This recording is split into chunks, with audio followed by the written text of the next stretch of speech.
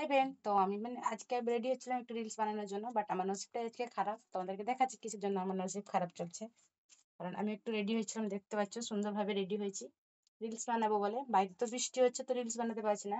আর আমার রুমের ভিতরে একটা কাণ্ড ঘটে গেছে, যেটা তোমাদেরকে আমি দেখাচ্ছি। দেখতে পাচ্ছ, রিং লাইটের আলো জ্বালিয়েছি, কারেন্টের যে এখানে বাল্ব আছে, তো সেটা খারাপ হয়ে গেছে। তো সেটা কিছুতেই জ্বলছে না, তো আমাকে বাধ্য হয়ে রিং লাইটের আলোটা জ্বালাতে হলো, কারণ প্রচুর এখন বৃষ্টি হচ্ছে। তো বাবা বাইরে বেরোতে পারবে না, সেই জন্য রিং লাইটের আলো দিয়ে আজকে আমাকে সারাদিন কাজ চালাতে হবে।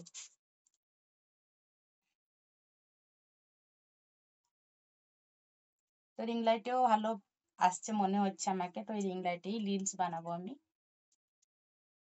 আর এটা দিয়েই আমাকে এখন কাজ চালাতে হবে, না হলে হবে না।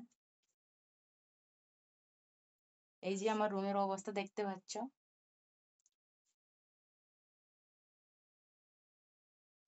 আমার মেয়ে আছে কিভাবে থাকবে আমি জানি না, তখন তার দরকার আলো, পুরো ঘর আলো হয়ে থাকবে তার দরকার, তো এই ছোট আলোতে তার হবে না। তো এই লাইটটাই খারাপ হওয়ার ছিল আজকে। আবার বৃষ্টি হচ্ছে প্রচুর, আমাদের এদিকে প্রচুর বৃষ্টি হচ্ছে, তার মধ্যেই লাইট খারাপ হয়ে গেছে। এই যে বাল্বটা দেখতে পাচ্ছ, টোটালি জ্বলছে না। এই যে এটা পুরো খারাপ হয়ে গেছে।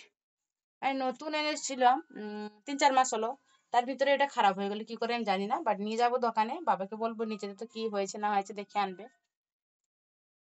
আর ততদিন বলতে বৃষ্টিটা ছাড়লেই কালকে হয়তো বাবা নিয়ে যাবে। তো সেই টাইমের জন্য আমাকে এই রিং লাইটের আলো জ্বালিয়ে থাকতে হবে, বুঝতে পারলে।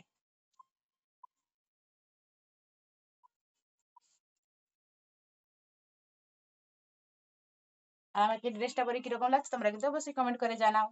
Bye bye.